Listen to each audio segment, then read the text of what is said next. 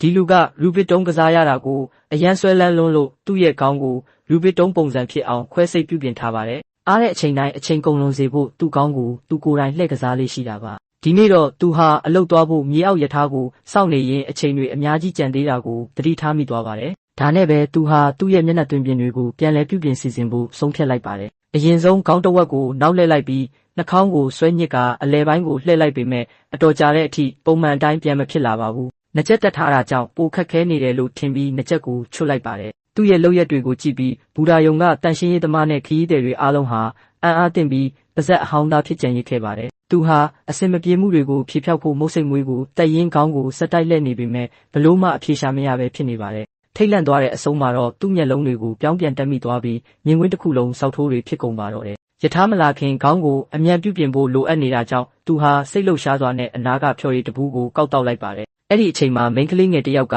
သူ့ရဲ့ရှုပ်ပွားနေတဲ့ပုံစံကိုကြည့်ပြီးရေမောလိုက်တဲ့အခါထူးဆန်းတဲ့အရာတစ်ခုဖြစ်ပျက်ခဲ့ပါတယ်။သူ့ရဲ့စိတ်တွေကြည်လင်သွားပြီးလက်တွေကအရင်ကထက်ပိုမြန်လာကအထက်အောက်ဘဲညာအမြန်ဆုံးလှည့်လိုက်ပါတော့တယ်။စက္ကန့်ပိုင်းအတွင်းမှာပဲသူဟာအောင်မြင်သွားပြီးသူ့ရဲ့ခေါင်းဟာပုံမှန်အတိုင်းပြန်လည်လှပသွားပါတော့တယ်။